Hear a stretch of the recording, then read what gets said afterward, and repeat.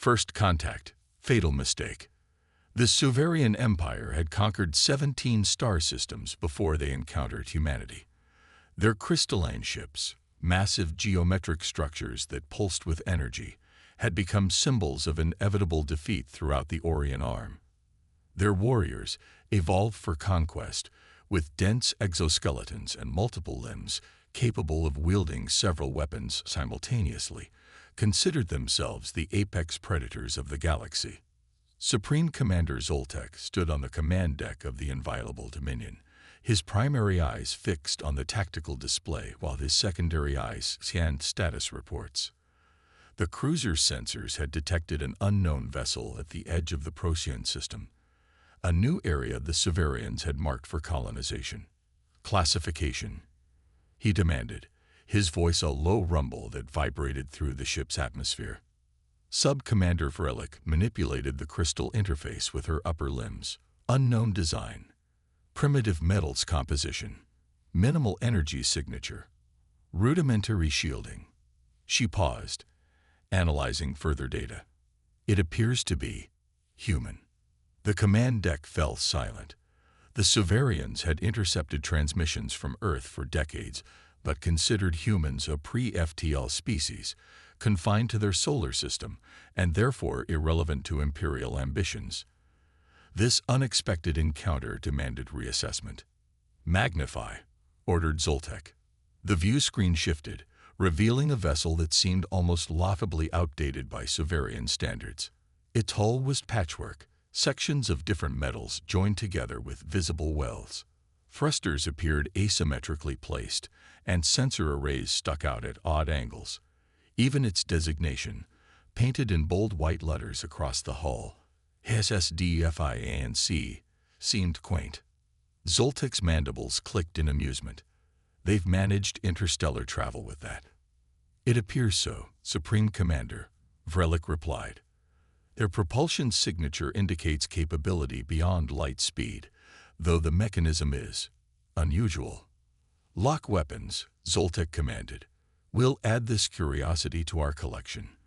The Emperor will be amused to examine such a primitive attempt at a warship.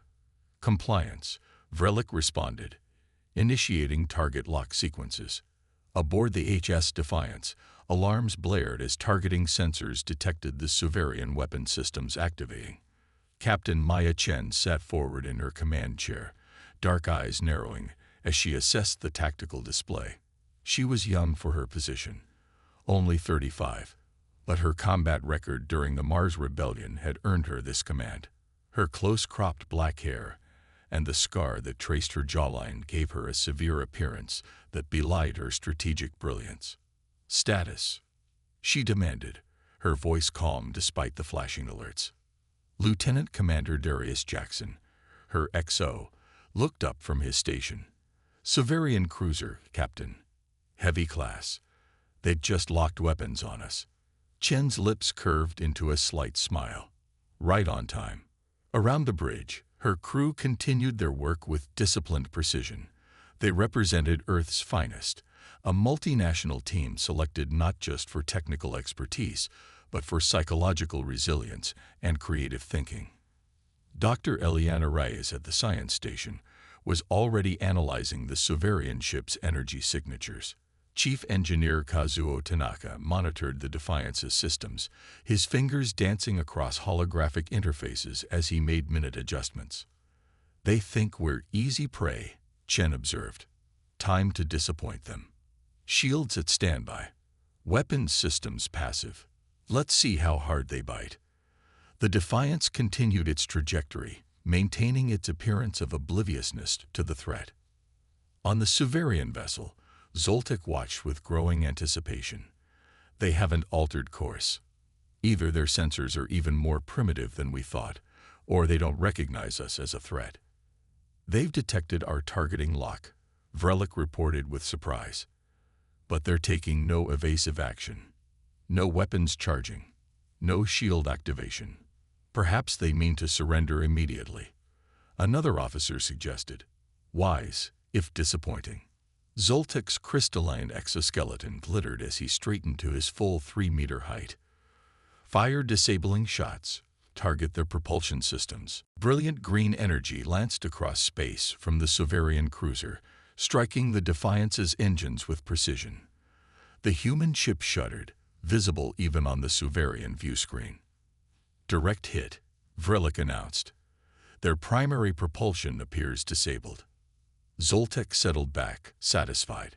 "Prepare boarding parties. I want that vessel intact for study." But something unexpected was happening. The Defiance's hull began to shimmer, the metal seeming to flow and reconfigure. What had appeared to be damage from the Suverian weapons was healing before their eyes. "Supreme Commander," Vrelick's voice held confusion.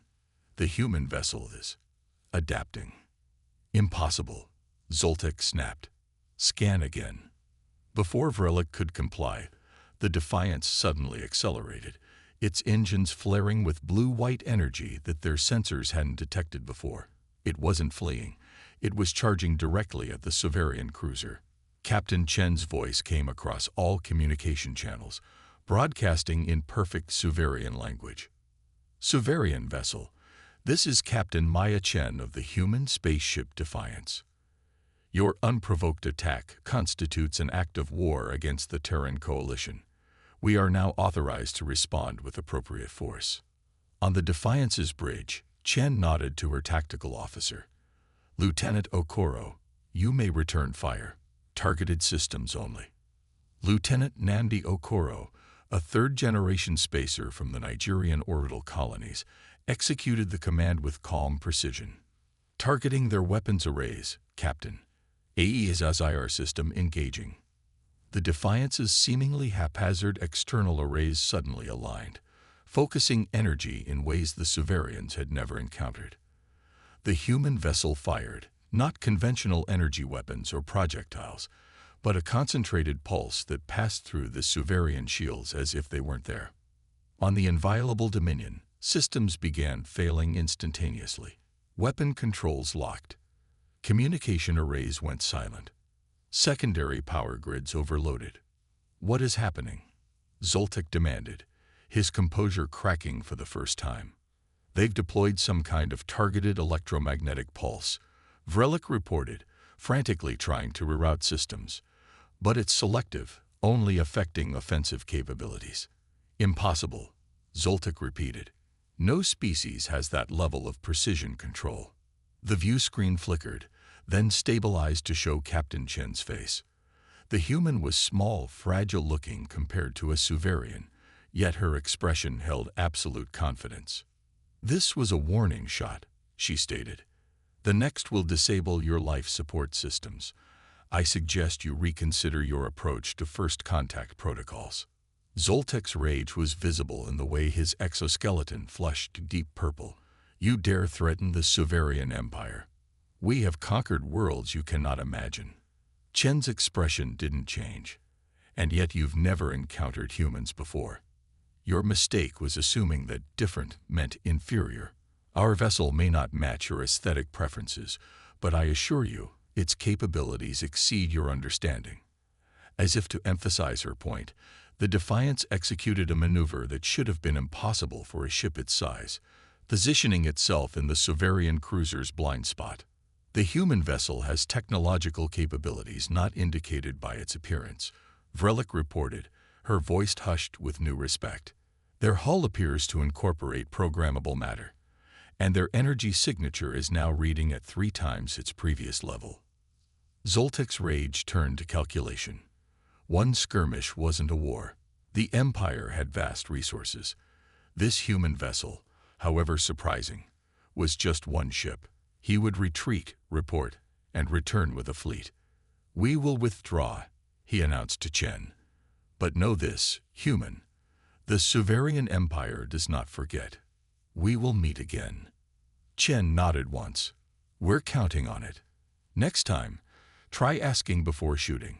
You might learn something." As the Suverian cruiser retreated, the bridge crew of the Defiance maintained professional composure, but the atmosphere was charged with triumph. "They took the bait perfectly," Jackson observed. "Thought we were an easy target." "Most aggressors do," Chen replied, rising from her command chair. Humanity learned long ago that sometimes appearing vulnerable is the best defense. The Suverians won't make that mistake again. Dr. Rice looked up from her station. Captain, I've compiled complete scans of their vessel. Their technology is impressive, but their approach is predictable. They rely too heavily on intimidation, a common flaw in species with a significant physical advantage, Chen noted. They never needed to innovate beyond their natural capabilities. She turned to her communications officer. Lieutenant Kim, send a full report to Fleet Command. The Suverians retreated exactly as predicted, but they'll be back with reinforcements. Lieutenant Sophia Kim nodded. Transmission prepared, Captain, including Dr. Rice's analysis and tactical recommendations. Send it, Chen ordered. She glanced around at her crew.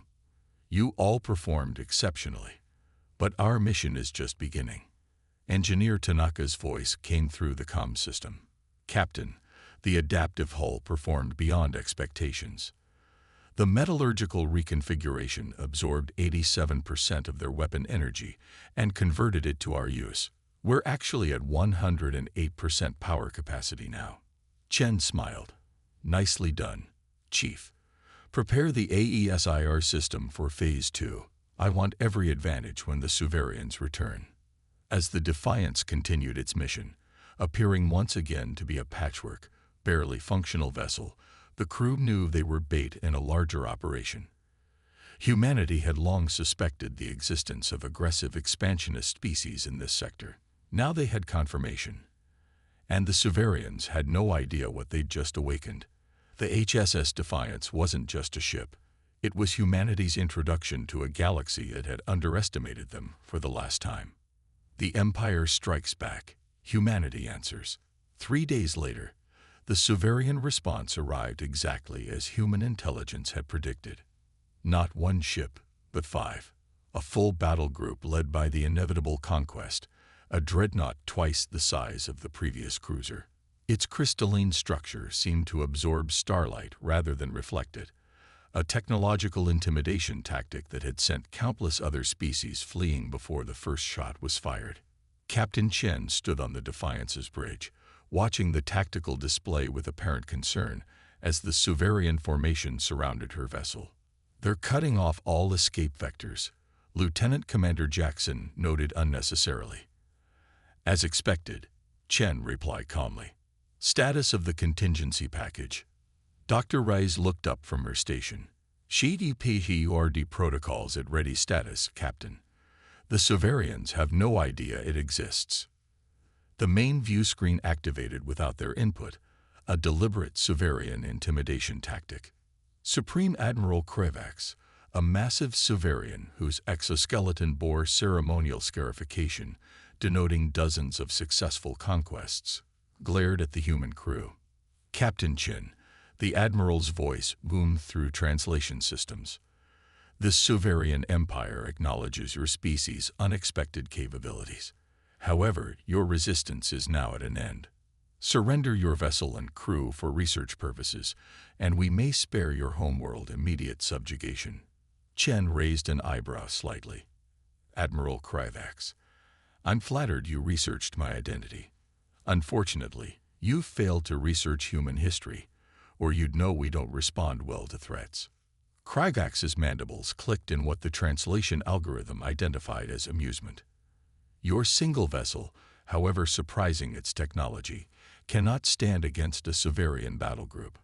We have analyzed your capabilities from our previous encounter and have adapted accordingly. I'm sure you believe that, Chen responded. She nodded to Lieutenant Kim. Show them. The view screen split to reveal what had been hidden on the far side of a nearby moon. 3 more human vessels, each different in design from the Defiance, but clearly of Terran origin. The HSF Audacity, Defiant, and Intrepid. Chen introduced. My battle group. We've been expecting you. For the first time, uncertainty flickered across Krevax's alien features, but it passed quickly. Even 4 human ships couldn't hope to match his battle group's firepower. Your deception changes nothing, he declared. The Empire will not be denied. Prepare to. Chen cut the transmission with a gesture. That's enough of that. Tactical status. Lieutenant Okoro's fingers danced across his console. AE's IR system fully charged from their previous attack. HFY deployment ready on your command. Execute HFY, Chen ordered. Across all 4 human vessels, a synchronized pulse of energy radiated outward, not targeting the Suverian ships directly, but spreading through the surrounding space like ripples in a pond. On the Suverian flagship, alarms blared. "What are they doing?" Kryvax demanded. His science officer looked up in confusion. "They appear to be altering subspace itself in our vicinity. Our quantum communications are failing. Targeting systems cannot maintain lock." "Impossible." Kryvax slammed a limb against his command console. "No species has mastered localized subspace manipulation." "Apparently humans have," the officer replied, fear evident in her posture. "And there's more. The energy pattern is complex, adaptive. It's learning our systems as it interacts with them." Captain Chen's voice returned, now broadcasting directly into the Suverian command center through their own internal systems, a feat that should have been technologically impossible given their security protocols. "Admiral Kryvax, what you're experiencing is the Synchronized Harmonized Electromagnetic Phase Herd Effect Reduction Device, HFY for short. It's specifically designed to neutralize aggressive technology without destruction. Your weapons are now offline. Your engines are limited to sublight speed. Your communications beyond this system have been severed." Kryvax's rage was visible in the pulsing colors that raced across his exoskeleton. "This is an act of war." "No," Chen corrected. "This is a consequence. You fired first. We're simply ensuring you can't do so again." The 4 human ships began moving in perfect coordination, positions shifting in ways that seemed chaotic, but clearly followed some pattern beyond Suverian tactical understanding. Chief Engineer Tanaka's voice came through the Defiance's internal comm. "HFY field stable, Captain. Their systems are contained, and we're gathering incredible data on their technology." "Excellent work, Chief," Chen replied. "Dr. Reyes, begin Phase 3. On the science station, Reyes initiated a program that sent targeted data packets directly into the Suverian vessel's computer cores, historical records of human conflicts, scientific advancement rates, population statistics, and cultural adaptability metrics. "Education package deployed," she confirmed. Chen nodded and reopened the channel to the Suverian flagship. "Admiral Kryvax, we've just provided you with some reading material I suggest you review carefully. Humanity has fought itself for millennia. We've nearly destroyed ourselves multiple times. Each crisis made us stronger, more innovative, more determined." The tactical display showed the Suverian ships attempting various maneuvers to break free of the HFY effect. None succeeded. "The package we've sent includes our conflict history," Chen continued. "Pay special attention to how we treat aggressors. We're giving you this chance to reconsider your empire's approach to expansion." Kryvax's rage hadn't diminished, but calculation had entered his gaze. "You cannot hold us indefinitely. And once we are free, the full might of the Suverian Empire will descend upon your worlds." "Perhaps," Chen acknowledged. "But consider this.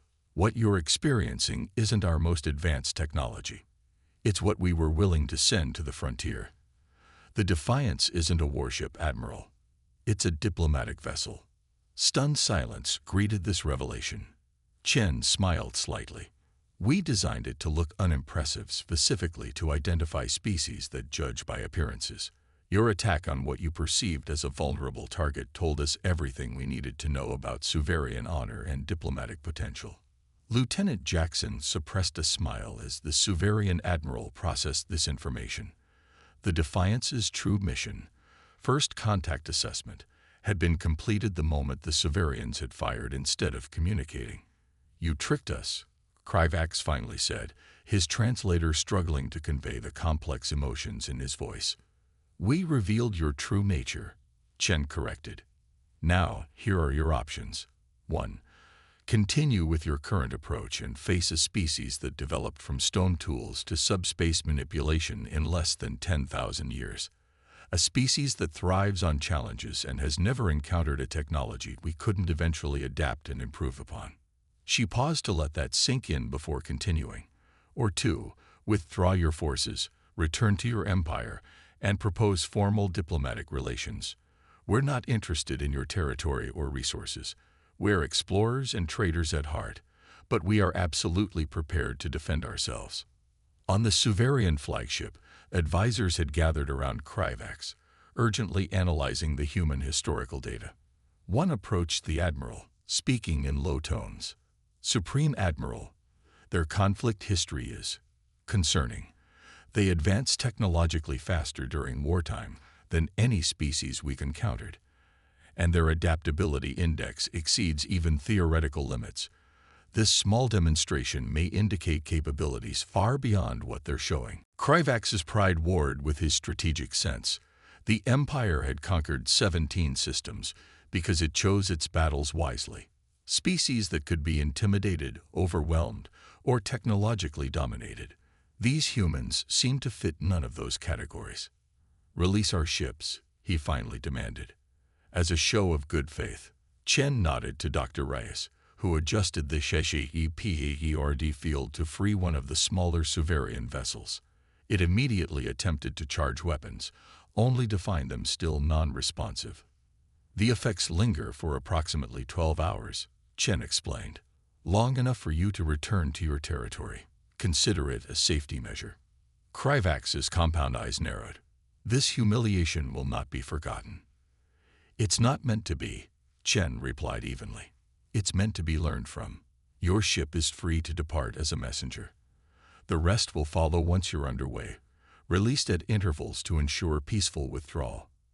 After a tense silence, Kryvax inclined his head fractionally. "We will withdraw. But this matter is not concluded, human. I would expect nothing less. Admiral, when you're ready to talk instead of conquer, we'll be waiting." As the Suverian messenger ship departed, followed gradually by the others as promised, the mood on the Defiance's bridge remained professionally focused. There was no premature celebration. This confrontation was just the opening move in what would likely be a complex diplomatic game. "Think they'll be back with an invasion fleet?" Jackson asked quietly. Chen shook her head. "No, they're conquerors, but not fools. Their entire strategy relies on technological superiority and intimidation. We've demonstrated that neither works against us. They'll reassess." Dr. Reyes looked up from her analysis. "The data we gathered on their technology is fascinating, Captain. Their crystalline computing architecture has applications we hadn't considered. If we could establish genuine scientific exchange instead of conflict." "That's the goal, Doctor," Chen replied. "First contact is always a dance. Sometimes your partner steps on your toes. Our job is to make sure they don't stomp too hard before they learn the rhythm." Lieutenant Kim reported. "Transmission from Fleet Command. Captain, they've received our full report and are sending diplomatic specialists to the sector. Admiral O'Cuffer sends her personal congratulations on a textbook first contact defensive protocol execution." Chen finally allowed herself a small smile. "Inform the Admiral that the credit belongs to this crew, and to human history, our greatest teacher." As the Defiance and its sister ships formed up to return to Coalition space, leaving behind automated monitoring buoys, Captain Chen reflected on the day's events. The Suverians had locked onto what they thought was an easy target, a primitive human warship they could overwhelm with superior technology and physical might. Instead, they'd encountered humanity's greatest weapons: adaptability, ingenuity, and the hard-won wisdom of a species that had nearly destroyed itself multiple times before learning to harness its aggressive tendencies into exploration and innovation. The Suverian Empire would indeed remember this encounter, and thanks to the carefully calibrated demonstration of human capabilities, impressive enough to demand respect without revealing their full technological potential, they would approach the next encounter with caution, rather than conquest in mind. That transition, from would-be conqueror to potential partner, was the true victory. Not the technological triumph of HFY or AESIR systems, but the shift in perception. In a galaxy full of diverse species, humanity's role wasn't to dominate, but to demonstrate that cooperation yielded better results than conflict. As the stars streaked by on the viewscreen, Captain Chen made a note for her official report. The Suverians locked onto a human warship, and what they found instead was a mirror reflecting their own limitations and a window into a different way of existing in this vast universe. It was, she thought, a good day's work.